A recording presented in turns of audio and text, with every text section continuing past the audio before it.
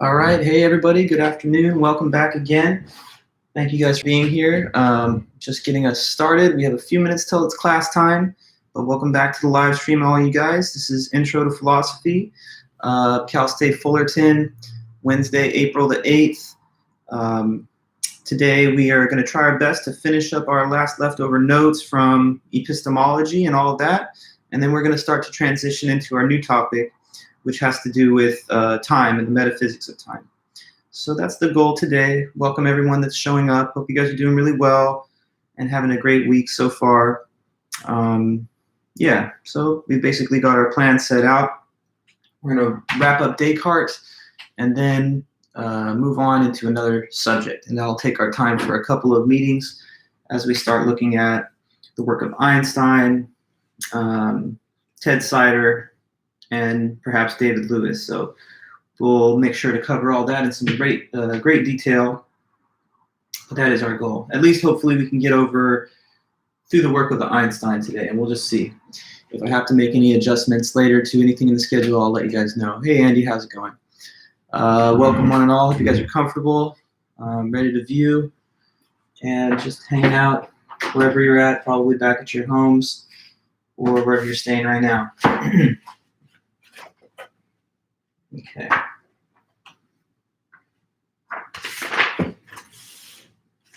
All right. Hey, Brad, how's it going? Good to see everybody. Hope you guys are staying healthy and safe. Hey, Brisa, Nicole.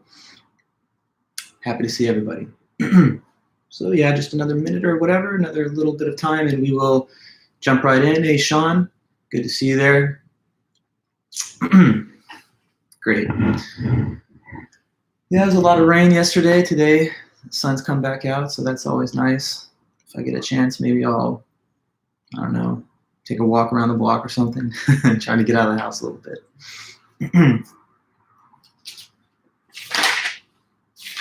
Okay. All right, we're just going to take another moment here. Hey, everybody. Julian, nice to see you. Great. Glad that we've got a solid crew ready to learn some philosophy. Hope your guys' other classes are going well during the little, disruption that we've all been dealing with. Hello. Hey there. Trying my best to just keep things consistent and stick to the plan. So hopefully you guys are doing well. Melissa, nice to see you too. Okay. Well, we got just a few seconds left over until it's 2:30, so I'm just going to get us going. Welcome back, everybody. Welcome back to Intro to Philosophy. It's Wednesday, April the 8th. And we have a goal to get through the last part of Descartes' Meditations, number 1 and 2. So I know that we were talking about it last lecture, and I'm not exactly sure how far did we reach. So maybe any of you guys can tell me what's the last current notes that you have on this Descartes. I could sort of talk us back up to the point that we got to, but if anybody has even just a little indication they can throw out there, then I can sort of use that to judge how far we got through those notes. I mean, I know Descartes, I told you guys, is the philosopher who's searching for certainty. He's trying to establish what is totally certain so that he can use that as the foundations for science. He thinks that, okay, so you say sense perception, Melissa, good. So let me just kind of bring you up to speed. We're studying knowledge for the moment. Today is our last look at that subject matter. Good, doubting the senses, method of doubt. All right, that's helpful. Thanks, guys. So the question is knowledge. What is it? How do we attain it? What are we able to know? Is there any reason to doubt that we have knowledge about certain things? Correct, Nicole and others. Yeah, we got to the method of doubt. So let me bring us back. The question that Descartes has is what can be established as totally certain? We need to know, he thinks, what is certain, because it's only that sort of thing that can provide a solid foundation to all the newly developing knowledge that we're getting in our world and in our society. So he wants to try and place a solid foundation down there, but he thinks whatever it is has to be something that we will never, ever doubt, something that we will never come back to later and say, wait a minute, that was actually not true, or that's not correct. So it's a quest for certainty. Now, to find out what is certain, you guys are right. He said, let's employ this method that he calls the method of doubt. So the method of doubt is a way of trying to discover certainty by means of assuming to be false anything that can be doubted at all. So if there's even one tiny little slight possibility that a statement or idea could be false, then the method of doubt would assume it is false, and therefore continue on until you get to something that can't be doubted at all. So using the method of doubt, he mentions that all the beliefs that we have from sense perception can be doubted. And who remembers why? Why is it, for example, something that you could doubt that you're looking at a screen right now, engaging in this lecture? What would be the only, or maybe one way that that could not be true?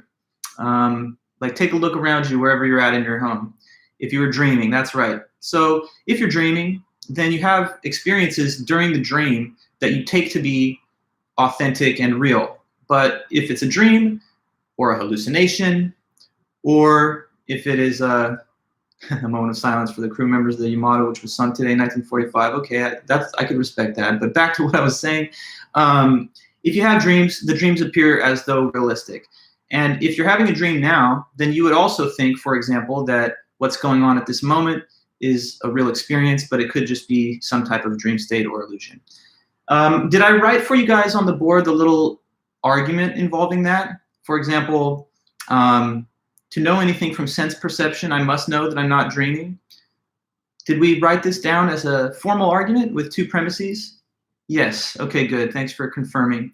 So I mentioned to you guys that he's willing to allow the possibility of doubt when it comes to all sense perception. And he thinks that just by considering the idea of dreams, you would know that any waking experience could be something perceived as though in a dream state. So maybe everything you're experiencing is a dream. And according to the method of doubt, then, you would definitively assume that it is all just a dream because you can't rule out the possibility that it is. So we move on from that to ask another question. Did we talk about his judgment concerning math and geometry and how that could be more certain? Or was this the final piece of notes for everybody? The thing about how dreams could be what's really happening, and therefore our perceptions are not necessarily to be trusted. Okay, good. Correct. So we move on from that. Sense perception, we've now established, according to the method of doubt anyway, is something that you cannot place 100% total certainty in. So we got to cast around to look for something else, maybe, to find this certainty that we're looking after. So maybe another thing could be more certain than sense perception, what you can see, taste, touch, hear, and smell. The thought is maybe math and stuff like that has no necessary connection to physical facts, but is just, formally defined as true. Like, for example, 2 plus 3, I hope we could all agree that the answer is 5. 2 plus 3 equals 5. Isn't that true? Well, you might say that that is the sort of proposition that has no potential to be false whatsoever. Because whether you're awake or dreaming, you could judge that 2 plus 3 still equals 5. Regardless of whether or not the perceptions you're having are accurate, you might think another case that a square must have 4 sides. So Descartes poses this second suggestion. Maybe it's not the things that we can perceive with our 5 senses that is totally certain, but maybe the deeper, more certain thing is the stuff that we know about math, logic, geometry, and trigonometry, for example. Things that don't necessarily assume the existence of any physical space around you, but are just formal truths. These are the sort of things that earlier in our semester, when we discussed the cosmological argument, we called these, for example, necessary truths. 2 plus 3 equals 5 is necessarily true. It's not a contingent truth, something that sometimes may be true, but at other times not. So maybe this is the source of real certainty, something that's not based on the 5 senses, but just mathematical principles, logical concepts, geometric concepts, like the number of sides of a polygon of a certain shape, like a triangle or square, or the correct statement of a mathematical formula, like 2 plus 3 equals 5. Well, I would say that does seem like it's a lot more certain than maybe the things that we can perceive with the 5 senses. But Descartes actually, although he suggests this possibility, he then walks it back. He says, never mind though, even that maybe could be doubted. Now I'm going to tell you his reason why he thinks that even math and logic and so on could be doubted. So this is the point that's being discussed. I just put it here for one moment. So sense perception could be doubted. We went over that. But even beliefs about, math, geometry, and so forth can be doubted. And wait for it as I explain to you the reason why Descartes says that those could be doubted too. So like, how could it be wrong that 3 + 2 is 5? How could it be wrong that a square has 4 sides to it or that a triangle has 3? Here I'll read to you his words on this. So he said it this way. He said, suppose then that I am dreaming, and that these particulars, that my eyes are open, that I'm moving my head and stretching out my hands, suppose that's not true. Perhaps indeed I don't even have such hands or a body at all. Nonetheless, it must surely be admitted that the visions which come in sleep are like paintings, which must have been fashioned in the likeness of things that are real, and hence that at least these general kinds of things are things which are not imaginary but real. So a reasonable conclusion, skipping ahead a little, from this might be that physics, astronomy, medicine, and all other disciplines which depend on the study of bodily things are doubtful, but arithmetic, geometry, and other subjects of this kind, which deal only with the simplest and most general things, regardless of whether they really exist in nature or not, contain something certain and indubitable. Because whether I am awake or asleep, 2 and 3 added together equals 5, and a square has exactly 4 sides. It seems impossible that such transparent truths should incur any suspicion of being false. So that's the part where Descartes' trying to, build up the idea that maybe that is the really certain thing, the math stuff, the geometry stuff, because it doesn't really depend on what's a fact in reality. It just depends on the theoretical idea of the mathematical statement or the geometric fact. But Descartes, very tricky writer, he says, never mind though, I'm telling you that seems like it could be totally certain, but even it can be doubted. Now why? All right, so he says this, God. Descartes, he's writing in the 17th century, and this early modern era, if you're, in the literate sphere of the academy and you write books and publish things like he did, it's would have been completely universal for all people in that position to believe in God and to have a kind of shared idea that God, does exist. So Descartes speaks to his readers, and he thinks everyone reading this is going to have the same idea. So he says, look, even though mathematics seems so true to you, like you couldn't possibly get 1 + 1 is 2 wrong, there's this almighty God that exists. And because God is so powerful, right? He's unlimited in his power. He has omnipotence. He's infinitely powerful. With that majestic, awesome, unlimited power, God could, if he wanted to, throw off your mathematical beliefs too.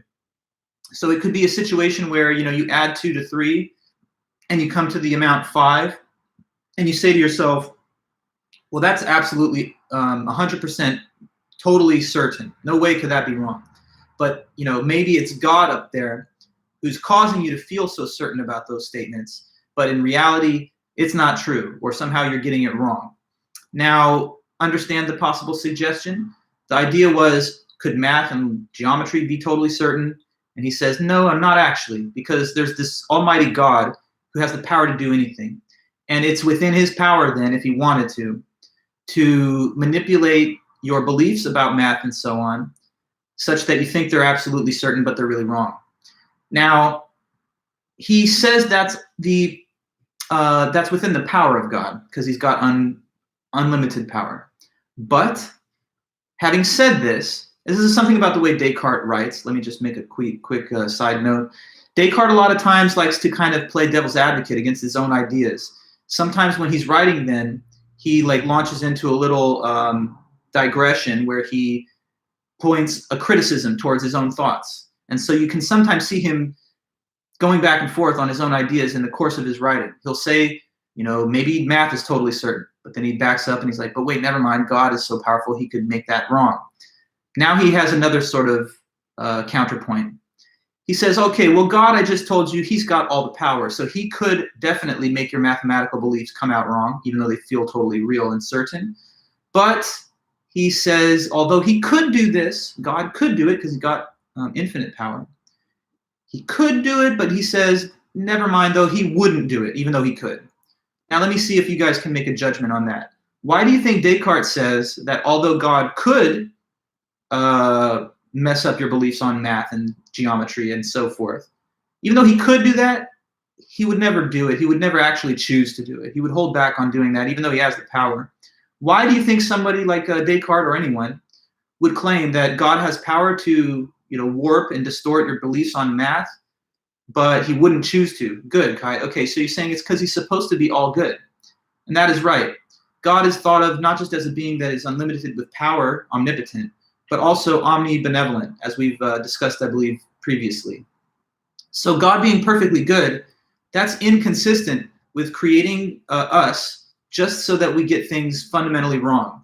If God was creating beings like us in his image, the children of God, and then he causes us to have absolutely certain feelings when we do elementary math, but we're getting it wrong, that means that he's not actually good in that case, that he's setting us up just to manipulate, deceive us, to trick us or whatever. And that is the contrary of being good. That's mean. That's deceptive. That's not nice. So God wouldn't do that. He could do it. He could do anything. But he would not do that because it's contrary to his perfect goodness. So here's the state of play. Descartes began by saying, use the method of doubt, and when we do, we see that sense perception can be doubted. After that, he says, well, what about math and stuff? Is that more certain than sense perception? At first, it seems like it, but then he suggests maybe God could be the one that's throwing you off there. But he then says God wouldn't want to do that, though, because he's too good to do that. So the next thing that Descartes suggests is that maybe this deception about math and so forth, maybe that actually could be happening, but it's not from God. Maybe, therefore, there is a being that's below God, so he's not perfectly good, but above us in the sense that this being could control everything about the way you perceive and the way you experience things. So let it be, he says, that there is, for example, an evil demon, a malicious demon that has the power to completely control everything you see, perceive, and think. If that was the case, then maybe it could be this evil demon that is causing you to get all of your beliefs wrong when it concerns math and other things like that. So understand, he's saying God could throw off math beliefs that you have, which you're certain and sure about, but he wouldn't do that. Nonetheless, it could be that there's some other being that's not God, that's subordinate to him, but above us, and is capable of manipulating our beliefs to the same. So he kind of outsources this possibility of deception about math to a being that is not known as God, not as perfectly good. Now, okay, you there listening to me or reading the book, or both, you might find that to be, of course, kind of wild and far out, weird suggestion. Are we being told that an evil demon is making me think that I know exactly what 3 + 2 equals when it's not true? Well, let me put it to you this way. Keep in mind that he's discussing skeptical scenarios where we imagine that we're in an entire illusion. The whole world is a big entire just simulation of some kind, but it's not real. Now, in a modern context, if this scenario was being discussed today, as it sometimes is in film and in science fiction, they would have used probably the example of, like, I don't know, the mad scientist that has your brain in a vat, and this mad scientist is just feeding the brain electrochemical stimulation, and that's why you're experiencing everything, because this guy's mastered you, and he's the one that makes you have this experience. So why you're having this lecture experience is because the scientist programmed you to have that experience while you're a brain in a vat just dreaming it all. Or go with, like, I don't know, a different type of possibility, that this is a big computer simulation, and the computer programmer would be the equivalent of the mad scientist. Now, the evil demon postulate of Descartes is because he's writing in 1641. So he wouldn't have had, the modern idea of, brain chemistry, a brain being kept in formaldehyde, or a computer programming system that creates a simulation of reality. But with the theological concepts and so on that he did have at hand, he just employed the idea that there's some, being, call it a malicious demon or whatever, but some being that has the power to control all the aspects of your experience and perception. So we've now been told that even beliefs about math, geometry, and so on can be doubted. because an evil demon could be manipulating those.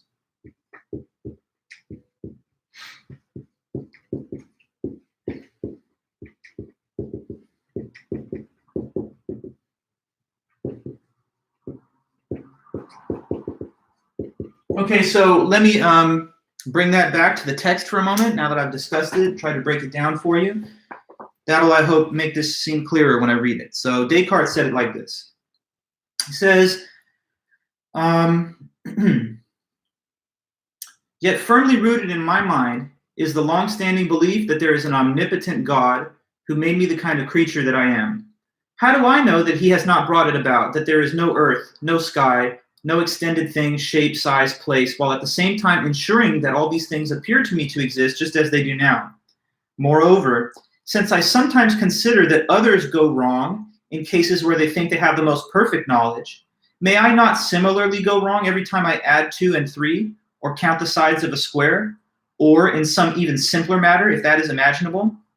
But, so he says, couldn't God have done that? He says, but perhaps God would not have wished me to be deceived in this way, since he is said to be supremely good. So then continuing a little further, he says, so I will suppose therefore that not God, who is supremely good and the source of all truth, but rather some malicious demon of the utmost power and cunning has employed all his energies in order to deceive me. I shall think that the sky, air, earth, color, shape, sound, and all external things are merely the delusions of dreams which he has devised to ensnare my judgment. I shall consider myself as not having hands or eyes or flesh or blood or senses, but as falsely believing that I have all these things, and I shall stubbornly and firmly persist in this meditation. And even if it is not in my power to know any truth, I shall at least do what is in my power, that is, resolutely guard against assenting to any falsehoods, so that the deceiver, however powerful and cunning he may be, will be unable to impose on me in the slightest degree. So there you have it. That's how the first meditation basically ends, right there. He says, I've reached a point now where there's a lot of stuff that this method of doubt is eliminating by means of not being certain. First of all, it was everything based on the 5 senses, sense perception. That can be doubted due to the possibility of dreams. Okay, what about math, geometry? Well, that can be doubted too. It seems like it's maybe more certain than the sense perception stuff, but maybe God could throw you off about that. Oh wait, never mind, not God, because he's perfectly good. But nonetheless, a evil demon that's not perfectly good, but still above you and able to control you could do so.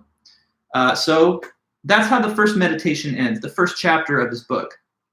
And it leaves the reader wondering, is there anything that can survive the method of doubt? Does the method of doubt end up showing that nothing is certain and that basically we cannot gain absolute certainty about anything? That would be disappointing, because Descartes' whole project here is to find out what is certain so that we can use that as our base for the body of human knowledge. So the second meditation begins. And at the beginning of the second meditation, Descartes, the way he's writing, it sounds like he's kind of like in a state of despair. He's like, oh no, has the method of doubt caused me to lose certainty about everything? And is it making it so that I can no longer trust in any belief? Maybe that's the outcome.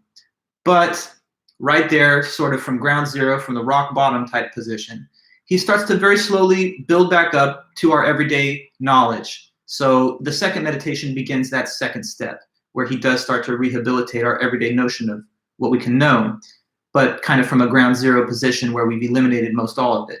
So here's what he says at the beginning of meditation 2. So serious are the doubts into which I have been thrown as a result of yesterday's meditation that I can neither put them out of my mind nor see any way of resolving them. It feels as if I have fallen unexpectedly into a deep whirlpool which tumbles me around so that I can neither stand on the bottom nor swim up to the top. Nevertheless, I will make an effort and once more attempt the same path which I started on yesterday. Anything which admits of even the slightest doubt, I will set it aside, just as if I had found it to be completely false, and I will continue in this way until I can recognize something certain, or, if nothing else, at least until I recognize for certain that there is no certainty. So we're now on to the second meditation, and he's going to pick back up where he left off. So we now have some interesting questions to ask. Is there anything you guys think that cannot be doubted? even with the method of doubt. Like, so suppose everything you experience is a dream. And suppose that even math and logic and geometry, you can't get that right. What do you think you could generally say is still certain, even if all those other things are false? What's one thing that even the method of doubt perhaps cannot discredit or diminish in terms of causing you to doubt it? What's something that can't be doubted?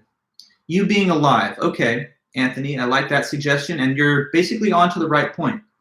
I don't know if I would say alive, because alive maybe has to do with the physical nature of your existence, but you're correct.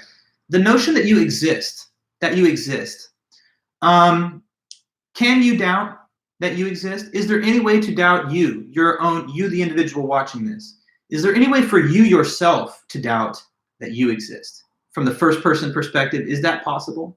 I hope you can understand that it is not possible. You cannot doubt that you exist. In fact, I just invite you right now to try. Go ahead. Start thinking this thought. Maybe I don't exist. Can you understand how that is kind of a self-contradictory thought to have? Why is it impossible to doubt your own existence? If anyone has a point to make about that, or could explain in maybe 1 or 2 sentences, why is it not possible to doubt your own existence? Or why is that in its own way self-contradictory? It's something to think about, but it's easy enough to understand. Why would it be impossible for you to doubt that you exist?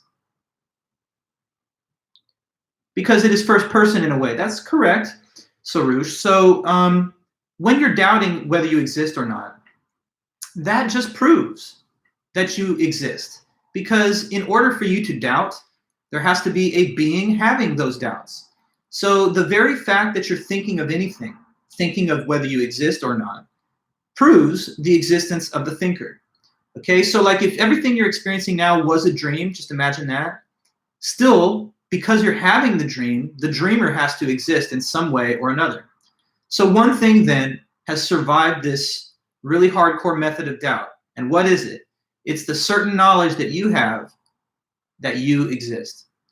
Now, there's a famous quote of Descartes. Has anyone ever heard this quote? Because now is the time to bring it up.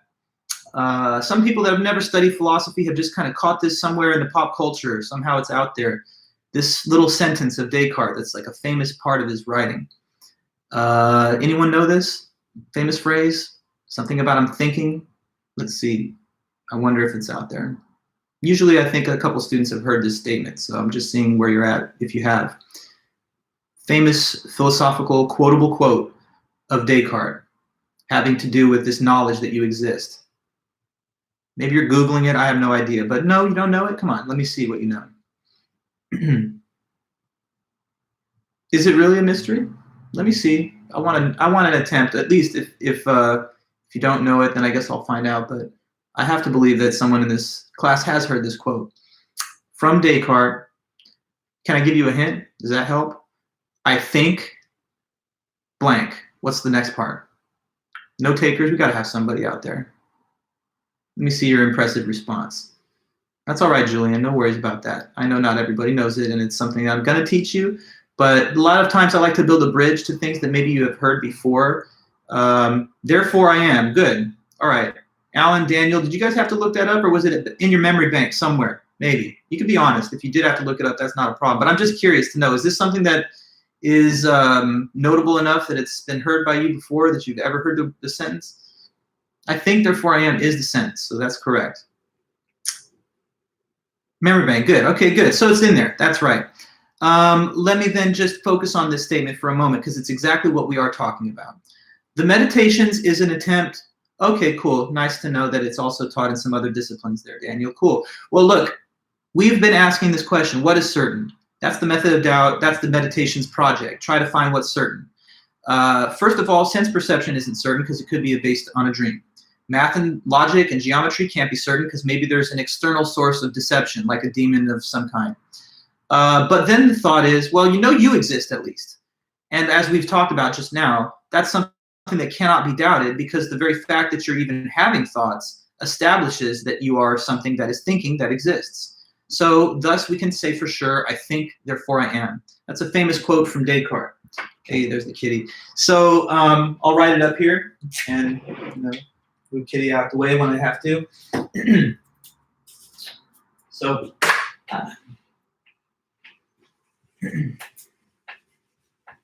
okay. So famous phrase from Descartes, I think, therefore I am. So since I'm thinking, it's known that I can conclude that I exist. You know, I couldn't possibly be thinking if I didn't exist. So the fact that I'm thinking definitively establishes my existence. In the original Latin that this was written in, this is translated to English from the Old Latin, and the phrase in Latin is cogito ergo sum. Cogito ergo sum. So in Latin, cogito means consciousness. This is the original root that comes, that we get the word cognition or cognitive activity from, so like mental or intellectual activity. Ergo means therefore, so it points to a conclusion.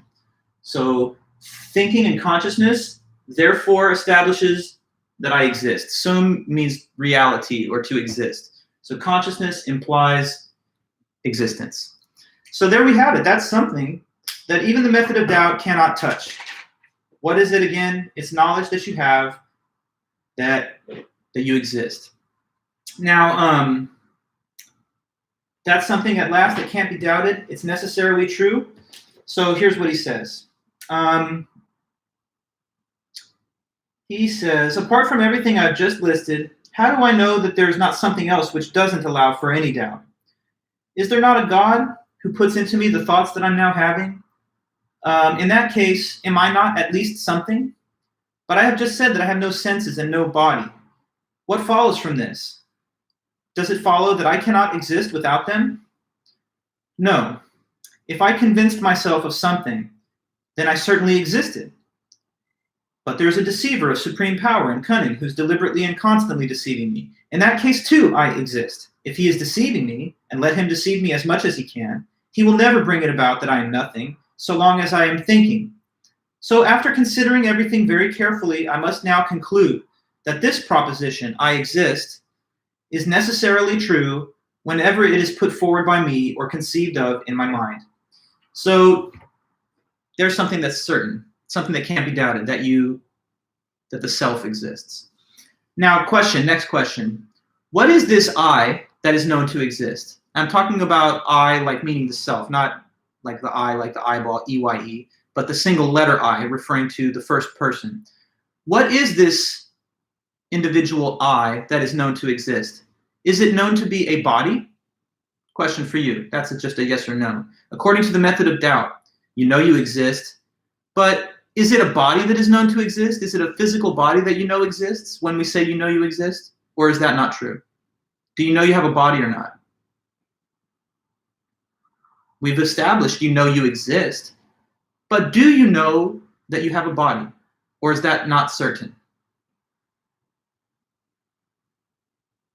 Just a question. It's something you can definitively answer based on what we've gone over. Nicole says yes. Kai says no. Julian says yes. Okay, we have different answers. The answer is no. You don't know that you have a body. You are not certain that you have a body. No, you're not. And why not? According to Descartes. Why is it that you don't know that you have a body? Because as we've already said, everything that you ever perceive by the five senses could just be what? The things that you perceive with your five senses, like you can see, taste, touch, hear, and smell. You're looking at your body. Look, I'm looking at my hand. I'm seeing it. But that's what? That's sense perception. And all of the sense perception could be coming from a dream. The body that you think you're seeing when you look in the mirror, if we're going to take the method of doubt seriously, this could be a dream body that you're only having in a dream. And if you ever woke up from this big dream that you've been having like your entire life, maybe you'll discover that your actual body doesn't look anything like that, or maybe you'll discover that you have no body at all and that you're just completely immaterial, like a ghost or a soul or a spirit, right? And that's something he's already said clearly.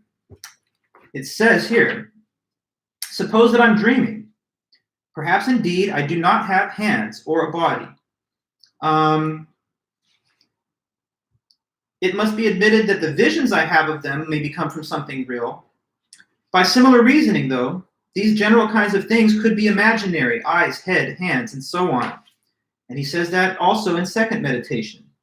I have just said that I have no body and no senses. Remember, the method of doubt says that if something can be doubted, you're supposed to assume that it's false.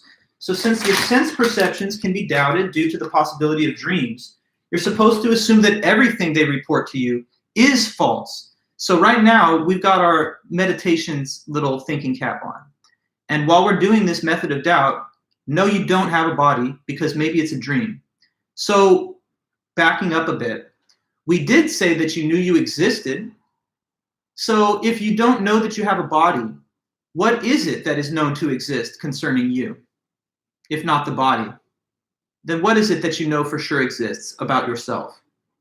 Because I'm telling you again, as the author has said, the idea of your body is something that you only see by your eyes, or that you hear with your ears, or smell with your nose, or whatever. It's based on 5 senses. So the thing that's known to exist necessarily is just the thinking part, just the mental activity, the mind, as it's called in philosophy. To understand the idea of the mind, that's correct, Alan, you have to think more along the lines of what in the theological or religious context would be called the soul. Okay, so imagine that you get incinerated and turned to ash or dust to dust. You've heard that saying, right? Suppose that happens to you and you believe that you could still continue to exist as a disembodied soul or spirit. It is this kind of thing that is known to exist, just the immaterial, non-physical, intellectual action, not necessarily the body that seems to be attached to all of it. We're not talking about the brain either, because the brain, it has mass, and the brain is a part of physical reality. So we're saying that if everything's a dream, and the method of doubt, we assume that could be the case, at a very base minimum, there's one thing that cannot be doubted, and it's the existence of you, the thinker, having these thoughts. But beyond that, everything is subject to doubt. So maybe you've got no body at all, and maybe you are just like a gas cloud or a ghost in some other realm of reality that you're not privy to seeing. But in that case, at least you exist as a thinking thing. So this I that is known to exist is just a mind, a thinking thing. So the I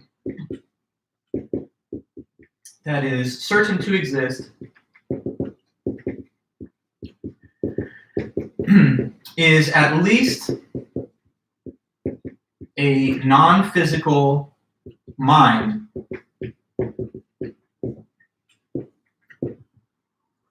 a thing that thinks.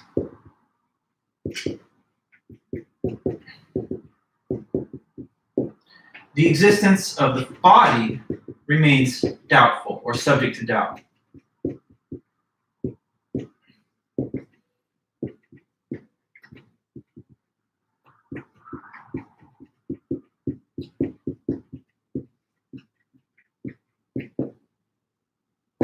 All right, so that's it. You know at least this much, that you exist. Everything can be doubted, Nicole, yes, except for the existence of you, because you're thinking. Now, let me go into that a little bit more. Do you know, according to this method of doubt, do you know that I exist? Do you know that your professor exists, or anybody else? Let's just focus on me, though, for a moment. According to the method of doubt, is the existence of Professor Vulich certain or not? I mean, it seems like you're looking at me in this computer monitor, but I think you mean to say no, isn't that right, Brad? The existence of me, is it certain or is it not certain? No, it's not. Why is my existence not certain? Whose existence is known for sure?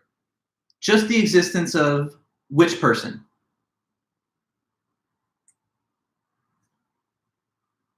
You're correct. You don't know, according to the method of doubt, whether I exist or not, but you do know that you exist. So what's the difference? Why is it that you only know of your own existence, but not the existence of others? According to the method of doubt, at least. Why is it that the one and only thing that's immune from all doubt is your first person existence, not the existence of other third persons? How come you don't know I exist? It looks like I'm talking to you, right? So, play along a little bit.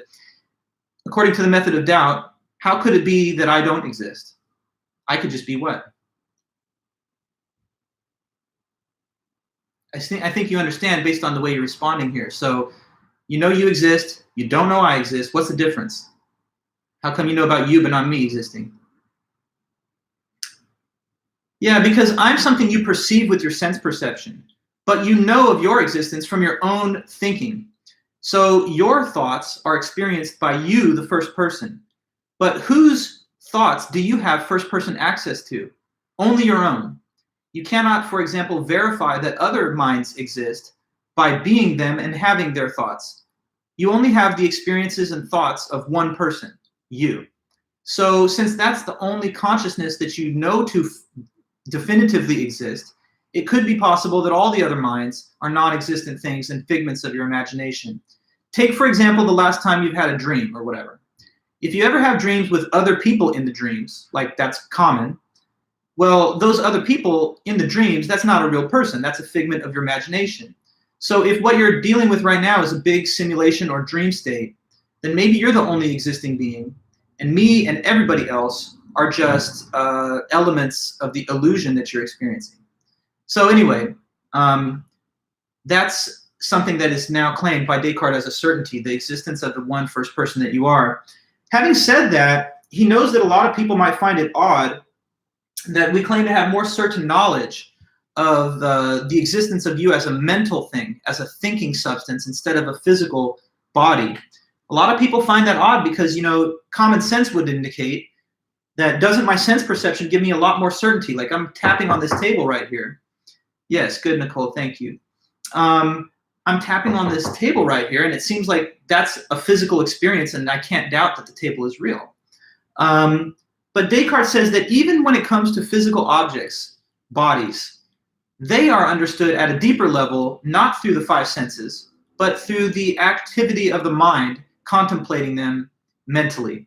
Okay, so this leads to his next example, which is just kind of try and show us that when we perceive things with our five senses, we do not see them in the most deep, essential sense. We see non-essential things. We experience non-essential aspects of objects when we just try to understand them by using our five senses. So here's the next example that makes that point. It's a famous example of Descartes, which is about a piece of wax. Okay, so I'm just going to call the example the wax. Okay, so I want you now to think about a piece of wax. I'm going to draw one. I'm not the best artist in the world when it comes to drawing things, but that's my attempt right there at a little three-dimensional, you know, cube of wax. So let's say that this wax has a certain range of qualities, attributes that you can perceive with your five senses. And we're going to mention one for each of the five senses. So first of all, let's say this is a piece of wax that's scented like a candle would be. And so it smells like flowers. It's got a floral scent. It smells like flowers.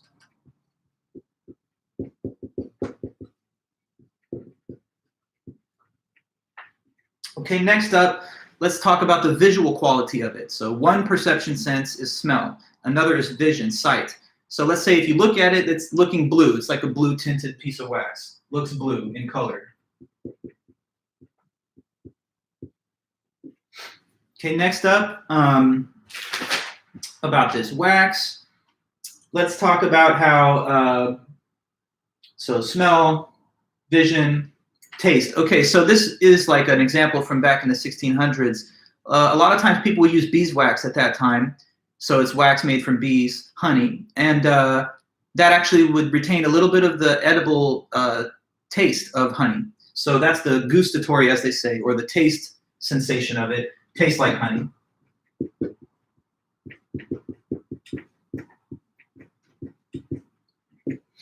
And then next up, okay, so sight, taste, touch, hearing, okay, and smell. So the tactile quality, like if you touched it, since it's a solid piece of wax, let's say that it's hard to the touch and it's cold. So it's cold and hard, that's how it feels. So that's the tactile quality. Feels cold and hard.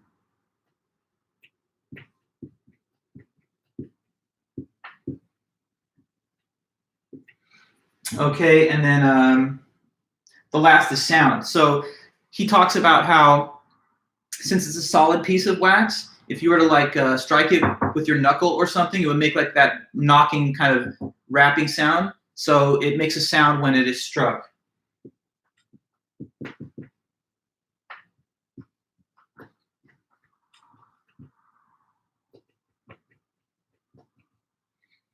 Okay, so here's 5 qualities that the wax has right now based on what you can perceive with your 5 senses.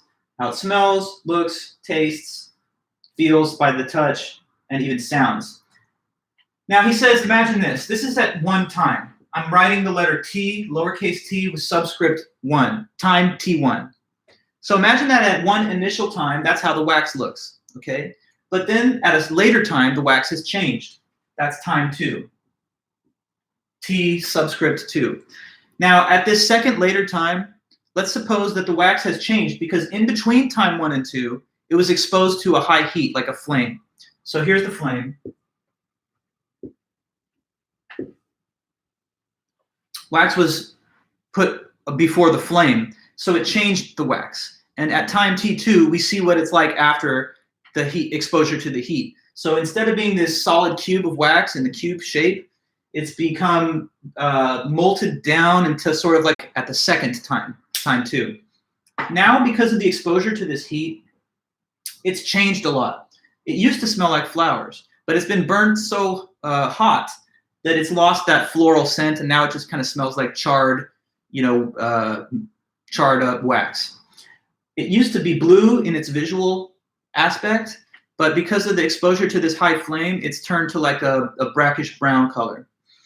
It used to taste like honey, but the heat has burned it so much that it's now kind of bitter, like a bitter burnt taste if you actually did taste a small piece. It used to be cold and hard to the touch, but it's become, liquefied through the heat, and so it's no longer cold, and it's not solid. It's in a different state. It's a liquid. And then finally, it used to make a sound when you knocked on it because it was in that solid state. But now, being a little puddle, it either makes a splashing sound or it makes no sound at all, and you just make a noise by striking the object that is below it, which it's seated upon. So notice this. The wax has changed in terms of its 5 perceptual qualities from time 1 to time 2. But does the wax still exist at time 2? And the answer to that is yes. Although the wax has changed in some of its perceptual aspects, the wax still does exist. So this brings us to an important point. Let's think about the difference between essential and non-essential attributes of something. Essential, or you could call them necessary attributes of something, are the kind of qualities that a thing has to have in order to even be that type of thing. Non-essential attributes are qualities that are not required. A thing could have them, but they don't need to have them in order to be the thing they are. So just to give you one little example, and then we'll go back to this, think about the concept of a square, okay? Here's an attribute, having 4 sides. Is that attribute essential or non-essential to being a square? The attribute of 4-sidedness. Is having 4 sides necessary or not necessary to squares? Question, easy question. Just to make sure we're all tracking this. Is having 4 sides required of squares, or is that just optional? Is it essential or not to be 4-sided? Of course it is essential, right? There's no such thing as a square that doesn't have 4 sides. So having 4 sides is needed in order to be a square. That's an essential attribute of squares. Now, is being, let's say, red, the color red, is that essential to being a square? To be a square, does something have to be red? I wonder, is that required? Is that mandatory for squares? Or is it not really essential to them? Being red, different property, different attribute. No, okay, good, and it's not. You can have a red square, fine, but it doesn't have to be red to be a square. It could be red, green, blue, or any other color of the rainbow. So the color of the square is not essential, but having 4 sides is. Now, when we look at the wax example, take measure of these 5 attributes here. Are these attributes that the wax has at time 1, are they essential to the wax's existence? Like, does the wax have to smell like flowers, look blue, taste like honey, be cold and hard, and make a sound? Does it have to have those attributes to still continue being wax? And the answer, I'll just tell you, is no. the wax doesn't have to have these attributes. So what these attributes are non-essential attributes of the wax. They're the sort of qualities that it can have, but it can also lose, and it still be the same thing that it is. So when you perceive the wax with your five senses, the point Descartes is making is that you're not seeing anything essential about it. You're just seeing how it is at a given moment in time, like a snapshot in time.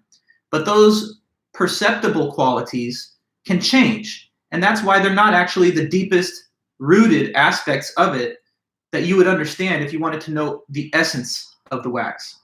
So the essential characteristics of the wax are the qualities that have not changed from time 1 to time 2. The things about the wax that have not been affected by the exposure to the heat. Okay, so what do you think could be essential attributes of this piece of wax? Because Descartes thinks there are 3 of them specifically. And they are not any of those things that were just mentioned, because those are qualities that were replaced by new qualities and the wax continued to exist. So what are essential attributes of the wax? And these essential attributes of wax are the same essential attributes of all physical objects. Okay? So he has 3 points on this, 3 essential attributes of wax. So let's see what you're suggesting here. That it's made up of wax, the molecular makeup. These are good suggestions. Here's the way that the author puts it, and it's along those lines. It holds mass. Very good. That is quite accurate to the concept he's going to put on the table here. So the first point he makes is that essentially the wax is something that is extended. That's the terminology used by philosophers and sometimes physicists. So the wax is extended, and I'll tell you exactly what that does mean. The word extended just means that something occupies space. Okay, so that's the word and its meaning I'm putting here. If a thing is extended, that just means that it takes up some volume, some region of space. It occupies that space, and it prevents other objects from occupying the same space. So like, for example, I'm holding a marker right here. The marker in my hand is extended in space. It occupies this region, which the marker outlines describe, and no other object can occupy the same volume of space while it's doing its thing right there. I'm an extended object in the sense that I have a body, right? At least notwithstanding Descartes' skepticism, let's suppose I have a body. This body has some extension in space. It's seated on the chair that I'm in, and no other object can occupy the exact same space while I'm in it. Now, if a thing had no extension, then it wouldn't even be an object in space. The idea of something with no extension is the idea of like a mathematical point, like something that has absolutely no dimensions, no length, width, depth, or volume. But anyway, the wax, was it extended at time 1? Yeah, it was extended in the configuration of this cube-like mold. Later on, is the wax extended? Yes, it is still extended. It's had its outer contours reshapen, but it still occupies some space. Even if we took this, wax, blew it up into a bunch of tiny little fragments, now it's scattered in terms of its mass to different places, but it's still occupying the space where the scattered object has been disassembled. So that's something essential about wax. It's still extended, regardless of how it may have changed in some of its surface qualities or aspects. Now here's the second one. It's also something that is flexible. Flexible just means that it can be flexed into different configurations and shapes. So at first it was configured as a cube. Now it has been molten down into a little puddle. If we really wanted to, we could take the puddle of wax, place it in another mold, cool it in an appropriate way, and create a different shape, like a triangle, a sphere, or whatever. So it's something that can undergo changes of its surface form. That's why it's a flexible thing. It was at time 1, and it remains so at time 2. And then the third general essential attribute is that it's changeable, meaning that it is a thing that can undergo changes of its attributes. So, having previously tasted like honey, now tasting bitter, and maybe through the introduction of some further processes, acquiring a different gustatory attribute later. Or in the case of its smell, smelled like flowers, now it smells bitter. Maybe it could be reconstituted as having a different fragrance or aroma at a future time. So changeable just means that it can undergo alterations in terms of its attributes. Flexible means that literally its shape can be reshapen. Extended just means that it occupies some non-zero region of space. So when you think about physical objects like the wax or like your own body or any other object, tables, chairs, cars, buildings, all of them, he says, essentially exhibit these three qualities. The non-essential attributes of the wax or of any other object are the qualities that you perceive in it at a given moment in time. But those are subject to change, and since they can shift, be altered or eliminated and replaced by other attributes, they're not the deepest, most essential qualities of it. Now, I would like you to think for a moment about yourself right now. You're a college student, you're taking a philosophy class, and you're an adult at this point, but you haven't always been this way. If we go back 10 years ago, you're a much smaller person. You were a child at that point, right? Or many of you were anyway, I'm assuming, given the composition of our class. So aren't you the same person though, even though let's say your mass has like doubled, and even though maybe your hair color or style or whatever has changed? Yeah, you continue to endure and exist across all those changes because the physical changes on the surface are non-essential attributes anyway. But despite the fact that those things have altered, you remain, in terms of your physical body, an extended object, flexible and capable of going through changes. So in the end, Descartes wants to tell us that the most essential knowledge that we have of ourselves is that we are minds, because we can verify the existence of our thought just by thinking. The sense perceptions that we have are not as reliable as the intellectual intuition that we have, that we exist as mental substances. Even when it comes to physical objects like a piece of wax, the author would argue that we know them at a deeper level when we contemplate them intellectually, rather than when we perceive them with our five senses. Because for you to understand the extended, flexible, and changeable essential attributes of this object, you don't perceive it at a given time. You have to think about how it can change over time and still maintain what it is. That's something that only the mind can apprehend, because the five senses will just give you a snapshot of what it's like at a given time point, but not what it's like for it to be that thing across time. So here's what he says on this, and then we can finish with Descartes for now. He says, let us consider the things which people most commonly think they understand, bodies that we touch and see. Let us take, for example, a piece of wax. It has just been taken from the honeycomb. It has not quite yet lost its taste of honey. It retains some of the scent of the flowers from which it was gathered. Its color, shape, and size are plain to see. It is hard, cold, and can be handled with no difficulty. If you rap it with your knuckle, it does make a sound. In short, it has everything which appears necessary to enable a body to be known by the senses. But as I speak, I put the wax by the fire. And look, the taste is eliminated, the smell goes away, the color changes, the shape is lost, the size increases, it becomes liquid and hot. You cannot really touch it, and if you strike it, it does not make a sound any longer. But does the same wax remain? It must be admitted that it does, and no one denies that, and no one thinks otherwise. So what was it in the wax that I understood with such clarity? Evidently none of the features which I arrived at by means of the five senses, because whatever has come under taste, smell, sight, touch, or hearing has now altered, yet the wax remains. So perhaps the answer lies in the thought which now comes to my mind. Namely, the wax was not after all the sweetness of the honey, or the fragrance of the flowers, or the whiteness or shape or the sound, but was rather a body which presented itself to me in these forms a little while ago, and now exhibits different forms. Take everything away which does not belong to the wax and see what is left. Merely something extended, flexible, and changeable. Okay, so our knowledge of physical objects is more deeply rooted in our intellectual comprehension of its essential attributes. And even the five senses don't perceive objects at the deepest level because they only reveal to your mind the non-essential attributes of it. So like however you look today or however you looked 10 years ago is not really, according to this thought process, what you are most essentially.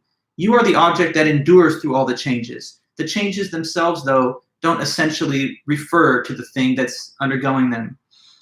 And what we know about ourselves most essentially is that we are minds. It appears that we have a body, and when we do resume with Descartes later in the class, we'll read the last chapter of his Meditations, and you'll see that he actually does conclude that the body is real, that other minds do exist, and that the external reality that we perceive is basically, the actual reality that we think we are perceiving.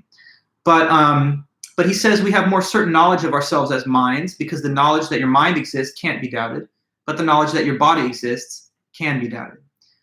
And an interesting thing about this whole discussion is that, as a teacher who teaches this material, I find that a lot of students, and it's a fair reaction, when you read Descartes or you hear it for the first time, sometimes people will kind of throw up their hands and say, this is just too far out, what's the guy saying? That there's a possibility that I could exist with no body, that maybe even right now I don't have a body and I'm just this dreamer having a dream and I'm like a disembodied thing. Some people would say that's a bridge too far. No way could I accept that. That's impossible. How could I exist if I didn't have a body? I find that to be an interesting reaction because most people, at the same time that they think this, they will believe in religion and the afterlife and the existence of the soul, right?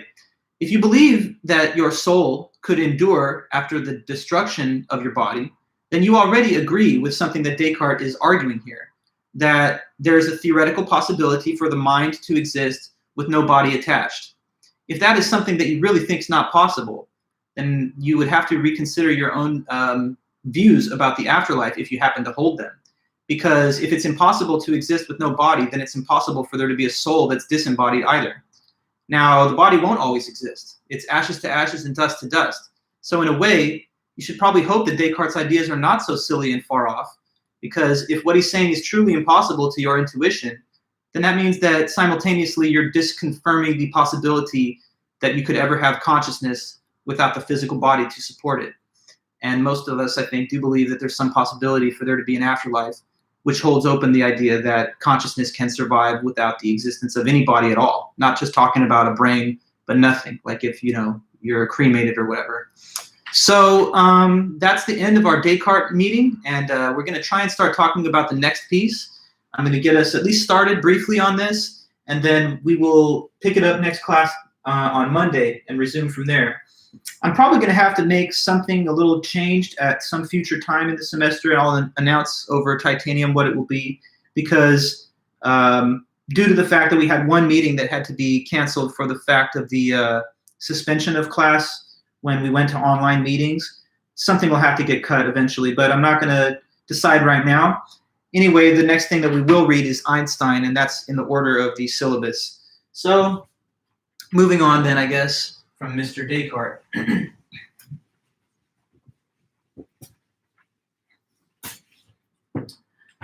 And now it's all about time. So the next major subject in this class that I want us to focus on is the metaphysics of time. And just a word about the concept of metaphysics. So there's many different branches of philosophy, as we've learned. There's philosophy of religion. There is ethics. There's epistemology. So that have been our three topics to this point.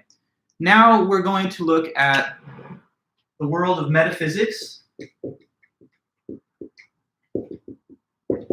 So what metaphysics is all about, it's kind of a word that stands for a deep investigation into the nature of reality and what exists. Okay?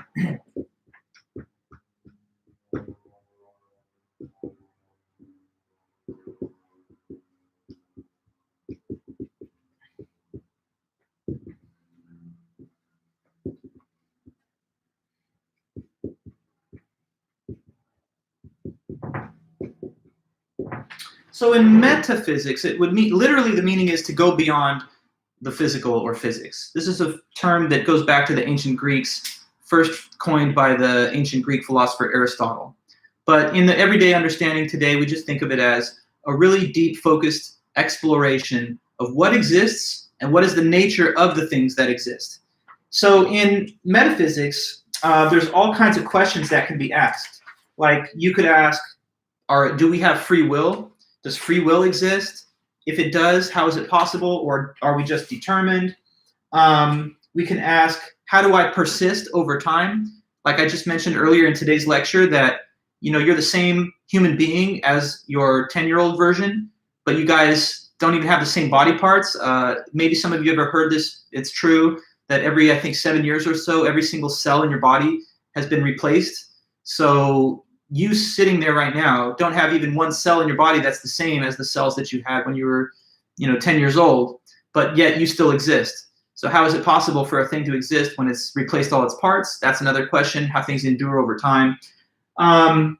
What's the nature of objects, properties? Well, another important topic within metaphysics is the metaphysics of time. And the question here is, what is the nature of time? What is time? How are we best understanding it? How do we conceive of the relationship between our lives and our existence and the concept of time? So time is something that we're all, I think, intimately familiar with. We all live our lives according to the clock. We keep schedules. We know, for example, that this class meets at 2:30 on Mondays and Wednesdays. You know how long you've been alive. You know how long certain things take to happen and how much longer they're likely to go on. So everything you do depends on you organizing your behavior in the world according to the clock and according to time. So we all have some acquaintance with that. But the problem is that it's actually very difficult to analyze what time is. When you start to think about it beneath the surface level of depth, it becomes a very mysterious and puzzling concept for sure. Even though we think and use the idea of time always, we're not exactly so clear on it when we try to break it down and put it under a microscope and analyze it a little bit. So one of the most famous modern thinkers on the topic of time is the amazing Albert Einstein, great scientist and to some extent philosopher, physicist. He published very important Nobel Prize winning papers on physics and the theory of relativity, which completely transformed the modern understanding of time and space. So I'm going to try and give you guys a real crash course on Einstein's ideas so that you understand how he changed our thinking about time. Prior to Einstein, the dominant thinking was the Newtonian conception of time. In Newton's idea, time and space were independent of each other, so that no matter how fast or slow objects move through space, Newton believed that time and the passage of time would be totally unaffected, so that time was not capable of moving faster or slower, depending on the movement of objects through space, that it was always fixed, and that it was always in a straight linear direction from past to future. The idea that time and space were independent and not mingled together, that was the Newtonian idea. But what Einstein showed is that this is not true, that actually space and time are integrated into a common structure, which is called space-time. And seeing how time and space are linked gives us really deep and puzzling results. It shows us that depending on how fast or slow one observer is moving through space relative to other observers, the rate of time's passage for them as opposed to the other can differ. And that's just a very groundbreaking and trippy outcome, to think that the rate of time's passage is not actually absolute and that it can be variable depending on the acceleration of bodies through space. So we're going to try and learn about the theory of relativity and how it does show that time is not an absolute, that there's the ability for time to move at different rates depending on the current space-time position and velocity of an observer. Now, Albert Einstein. So the author is Albert Einstein, and we're looking at a short piece from a book he wrote in 1916. So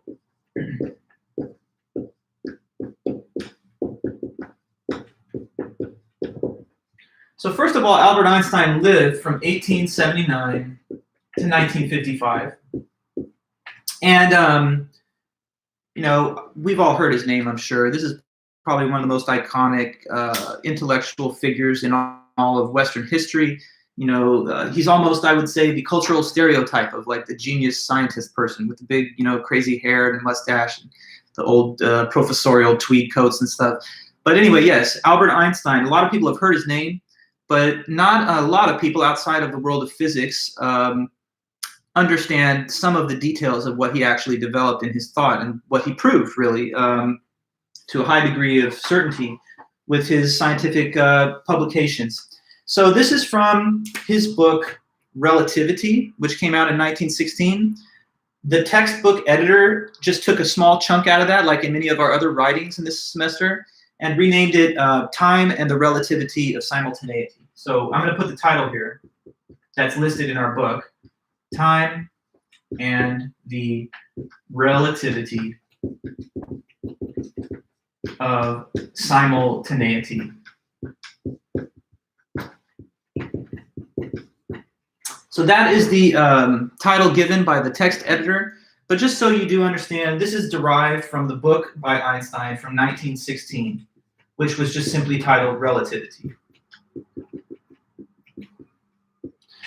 So in around like 1906 or 1905, Einstein published these two Nobel Prize winning papers in physics that have become, revolutionary on the electrodynamics of moving bodies, sometimes known as the special theory of relativity, and then later the general theory of relativity. In 1916, about 10 years later after that, he wrote this book, Relativity, and the design of that book was to try and make these ideas a little bit more consumable for the average Joe out there in society, because his original papers are quite technical. You have to have pretty high pedigree and some advanced mathematics and physics to be able to comprehend those, or at least most people would. But the Relativity book is his attempt anyway to try and bring this down to earth just a little bit, to reduce the level of technical sophistication and make it a little bit more universal, the extent of understanding that people had of his ideas. So it's also quite impressive, and I think this is something that everyone should really respect. Einstein, he was working in the patent office when he was in his 20s, early 20s, right out of college. And he wrote these groundbreaking papers in physics while he was just a patent clerk. And he was doing it on his side, like as a hobby. He wasn't, a paid professor or physicist at that time. And he published these groundbreaking works just from his armchair position in the patent office, discovering, unlocking like deep mysteries and secrets about the universe and space and time. And he's doing that at these like 23, 24, 25. So really a genius person. But anyway, we're looking at his writing from Relativity, the popularized book that tries to bring his ideas into the public domain a little bit better. All right. So I can erase this, cover that piece of information. Okay, so he says this. Here's the initial setup for his example. He says, I want you to imagine this situation that we see here. This line, let's imagine, is a railway track, okay? And let's say there's 2 points on this track, A and B. Now, I want you to imagine that lightning strikes at the 2 points on the railway embankment, AB. So here's those lightning strikes. So suppose that lightning has struck at points A, B along the railway embankment. And now Einstein poses a deceptively simple proposition. He says, suppose that the 2 lightning strikes, let's just call them A and B, suppose that A and B happen simultaneously. Now he says, when I tell you that they happen simultaneously, you're probably not going to sit there and scratch your head like, what do you mean? I don't understand that. Any of us hearing this lecture probably thinks that's a pretty reasonable, straightforward statement. The 2 lightning strikes happen simultaneously. But Einstein asks a question now that shows this is quite actually difficult. Can you tell me what that means, that they happen simultaneously? And he says it's not so easy to answer this question as it seems at first. Because your first instinct, when I ask you, tell me what does the word simultaneous mean, is going to be to give a circular definition, something like this. Simultaneous means happening at the same time. But at the same time is none other than simultaneous. So is there any definition of simultaneity that doesn't just say same time as? What do you think? What if a little child asked you, what does it mean for 2 things to happen simultaneously? I see, Sarush, you're putting up same time, but it's kind of a circular definition. simultaneous means same time. What does it mean for two things to happen at the same time? It's not so easy to say, right? Any other attempts? A rewording or restatement of the idea that A and B happen simultaneously? It's okay if you're struggling to think of how to put something out there, because you're not alone. Einstein, the great genius himself, recognizes that this is not an easy question to answer, because again, you're going to just keep thinking in circles like, well, it just means same time, simultaneous, same time. But that's not informative. So here I'll read you his words on that. Light, this is on page 455, and we will begin at this point next time. Happen together, it's kind of like that, but isn't happening together elliptical for two things happening at the same time? So Rush, we will get back to your comment, and there is a grain of truth to that, but it's all relative. So hold your thought for the weekend, but let me read a little bit before we go. Einstein says, lightning has struck the rails on our railway embankment at two places A and B, far distant from each other. I make the additional assertion that these two lightning flashes occurred simultaneously. If I ask you whether there is meaning to the statement, you will answer my question, yes. But if I now approach you with the request to explain to me the meaning of the statement in more detail, you find after some consideration that the answer to this question is not so easy as it appears at first sight. Now, the next thing he says in this writing is that some people might react to his question by saying, look, do we really need a definition of simultaneity? Do we need to know what simultaneous means? I mean, when we use the word, people understand it, and isn't that all that really matters? So can't we just forget about this question, what does it really mean in precise detail, and just keep on using it without knowing that deeper meaning? But Einstein comes back and says, no. As a scientist anyway, you can't be content to use a word that you don't have a very clear formal definition for. In fact, he says, until and unless we can discover a definition of simultaneity that is so clear that it allows us to test whether two events are simultaneous, then we may be using the word but not understanding what it means. Maybe it doesn't mean anything. So he says we can't just deal with a vague, half-understood idea of simultaneous. We have to get it so clear and precise that we could even invent an experiment. And using that experiment, we could verify whether the two events were simultaneous or not. So I'm going to read that, and then we'll leave it at that. He says, after some time, perhaps the following answer would occur to you. The significance of the statement is clear in itself and needs no further explanation. Now, of course, it would require some consideration if I were to be commissioned to determine whether the two events took place simultaneously or not. Einstein replies, I cannot be satisfied with this answer for the following reason. Suppose that as a result of ingenious considerations, a meteorologist was to discover that the lightning must always strike the places simultaneously, A and B. We should then be faced with the task of testing whether or not this result conforms to reality. We encounter the same difficulty with all statements in which the conception simultaneous plays a part. The concept does not exist for a physicist until he has the possibility of discovering whether or not it is fulfilled in an actual case. We thus require a definition of simultaneity, such that this definition supplies us with the method by means of which, in the present case, he can decide by experiment whether or not both the lightning strokes occur simultaneously.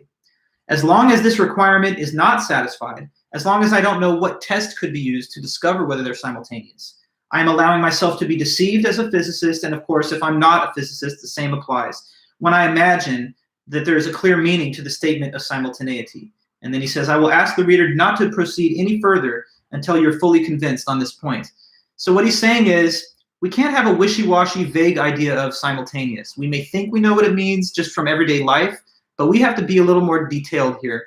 We have to be able to construct a definition of it that is so detailed that we would be able to use an experiment in conjunction with that definition to determine whether the two events, in this case lightning strikes, were simultaneous or not. So stay tuned for Monday. When we come back on Monday, I will tell you guys how Einstein does suggest that we could test what experiment or test could be used to verify whether those two events of lightning bolts are simultaneous or not. So we're just getting our, dipping our toe in the water today on this Einstein material. There's more to come. I might send you guys some supplementary videos and such to help you break it down on your own. But that's it for now anyways. I want to let you guys get to your rest of your day and your afternoon. But thank you so much. Today our main goal was to finish Descartes and to begin with Einstein. So now we've done that, and we continue with the theory of time and the metaphysics of time through next week. Okay, everybody. So as always, stay well, be healthy. If you have questions at all ever, let me know by email or any other way, and I'd be happy to talk to you guys or to even set up a Skype meeting if anyone wanted at any time. Okay, well, thanks so much, everybody. I'll let you go. Take care and have a good weekend. Thanks, Nicole, and everyone else. Bye-bye.